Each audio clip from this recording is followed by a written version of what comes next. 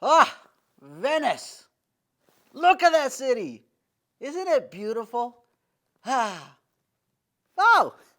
Hey, y'all! Almost didn't see you there because of this massive nose. Let's take this mask off. Woo! We just finished studying Commedia dell'arte, an amazing Italian style of theater that catapulted Europe out of the Middle Ages and into the Renaissance. And speaking of the Renaissance, this is the perfect moment to move on to the second leg of our theater history tour, which will take us from the Renaissance all the way to the 20th century. Just a quick reminder, during Unit 2 of this course, Theater History 1 Around the World, we studied Origins of Greek Theater, Roman Theater through the Middle Ages, Intro to Eastern Theater, Theater Around the World, and Commedia dell'arte. Now that we've cleared that out, it's time for us to move forward and explore the fascinating history of Western theater. This unit is particularly relevant for those of us who live in the United States. Why, you may be wondering? Well, let me elaborate. You see, compared to other countries around the world, the United States of America is fairly young, a teenager of a country, you might say. In its short existence, the US has frequently looked for inspiration from other older countries, especially the European ones. Countries like England, France, Russia, among many others, have influenced and affected American arts and culture throughout its history. So, in order for us to understand where American theater is now, we first must understand what happened in Europe between the Renaissance and the 20th century, which brings us to Unit 3. Welcome to Theater History 2! During the following unit, Theater History 2, Western Theater, we will describe the origins of several theatrical movements in Europe and America. Name important elements of different Western theatrical movements. List prominent practitioners throughout Western theater history. Illustrate how Western theater has evolved over time. And finally, detail the ways in which European theater has influenced and shaped contemporary American theater. So get ready to explore the fantastic world of Western theater with me, from the poetry of classical British theater to the rumbling, tumbling passion of experimental American theater. Now, let's use a theater phrase that we haven't used before. Let me see. Aha! Stage manager, the house is yours!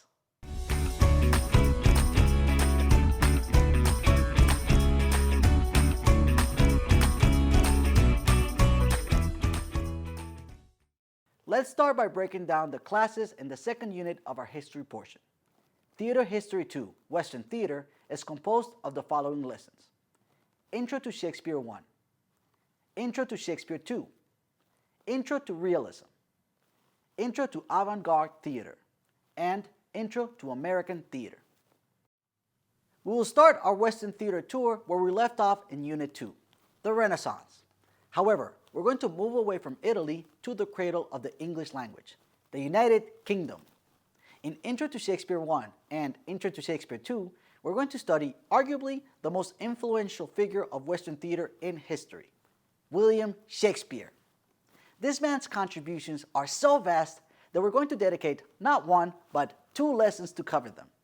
In Intro to Shakespeare 1, we will recount a brief biography of William Shakespeare, list some of the innovations Shakespeare contributed to Western theater, and describe the influences of his work to Western culture. As you will later discover, Shakespeare wrote a lot of plays. So in Intro to Shakespeare 2, we're going to classify the different types of Shakespearean plays, identify Shakespeare's sonnets and poetry, and finally, break down the iambic pentameter, which is the key to deciphering Shakespeare's beautiful poetry. After Shakespeare, we will leave the British Isles and travel to Norway, Sweden, and Mother Russia. In Intro to Realism, we will describe the origins of realism, name the elements that characterize realism, list the most influential playwrights of realism, and detail the influence that realism played in American theater.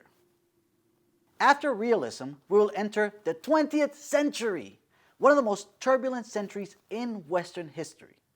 During this century, the West experienced 2 world wars, economic depressions, massive migrations, civil rights movements, and several amazing theatrical movements.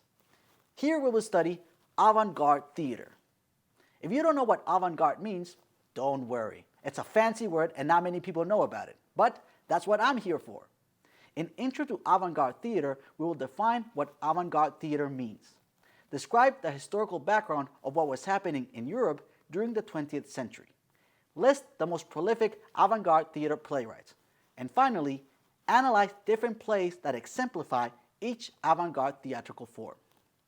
After an intro to avant-garde theater, we will cross the Atlantic and land in the United States of America.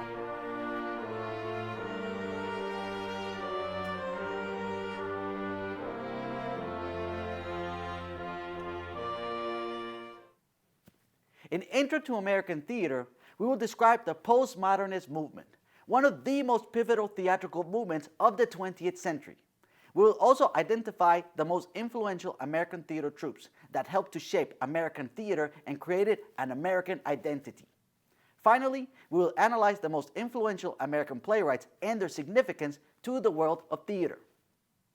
Once we have finished this tour throughout Western history, you'll have a better understanding of how Western theater evolved over the last couple of centuries, and just how pivotal it's been in the development of Western civilization. But before we wrap for today, I want to talk about a question that I get asked quite often. In a world that is globalized and more digitized by the minute, where millions of people can stream content from their own homes, is live theater still relevant? Can live theater really affect society today like it has done in the past? That's a fantastic question. Let's think about it. If there is one certainty that the COVID pandemic taught us, is that human beings crave human connections. Ask yourselves, why do people still go to live concerts or live sporting events? Those people could easily just stream those events from home, right? Why bother spending the money and the time going there? They do it to feel the energy of the crowd. The same thing happens with live theater. Nothing beats the energy, the sense of community, the camaraderie of live human interactions. As you learned during the last unit, and will continue to do so in this one, live theater has the power to affect change in society. It has inspired our societies before, and will continue to do so in ways that we haven't even thought about. So, is live theater still relevant today? The short answer is absolutely and unequivocally yes. As the great William Shakespeare wrote in one of his plays, the job of live theater is to hold the mirror up to nature. Words that are as relevant today as when they were written more than 400 years ago. So that being said, let's review today's video.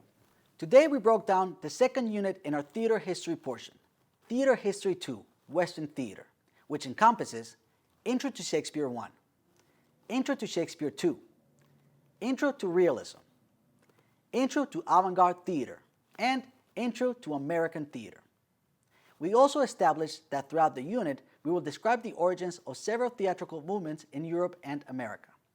Name important elements of different Western theatrical movements.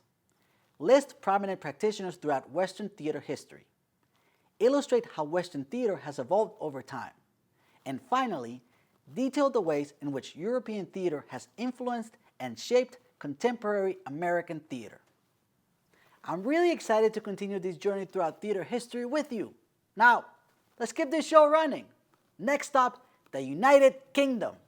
As the British say, keep calm and carry on. And remember, in theater, like in life, the limit is your imagination. Hey!